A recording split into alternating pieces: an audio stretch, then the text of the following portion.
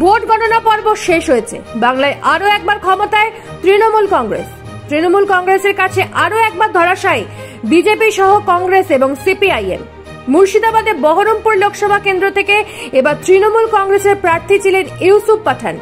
এই বহরমপুর লোকসভা কেন্দ্রের সাংসদ, 5 বার লোকসভা ভোটে জয়ী কংগ্রেসের হেভিওয়েট প্রার্থী অধীর রঞ্জন চৌধুরী। দীর্ঘ 25 বছর ধরে তিনি বহরমপুরের সাংসদ। আজ ভোট গণনা শুরু থেকে আমরা দেখতে পাই অনেকটা ভোটের ব্যবধানে তিনি পিছিয়ে ছিলেন এবং শেষ পর্যন্ত ভোটের ফলাফলে জয়ী হলেন তৃণমূল প্রার্থী ইউসুফ পাঠান। যখন ইউসুফকে প্রার্থী করা হয় সেই সময় ইউসুফের উদ্দেশ্যে একেবারে প্রেস কনফারেন্স করে অধীর রঞ্জন চৌধুরী বলেছিলেন, ইউসুফ পাঠানকে অসম্মান করছে, অপমান করছে ভোটে দাঁড় করিয়ে তৃণমূল কংগ্রেস। সেই জায়গা থেকে আজ এই ভোটের ফলাফল। অতিরিক্ত আত্মবিশ্বাসী কি পরাজয়ের কারণ হলো 5 বার লোকসভা ভোটে জয়ী সাংসদের?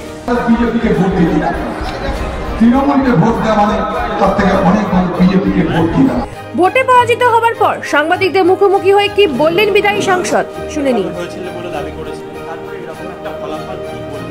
ভোট ঠিকঠাক হয়েছিল এবং আমাদের চেষ্টা কোনো ত্রুটি ছিল না। এখন নির্বাচন মানুষের মতামতের উপর নির্ভর করে।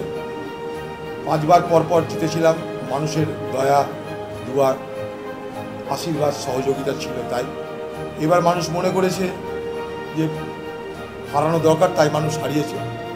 কোনো অভিযোগ নেই আমার।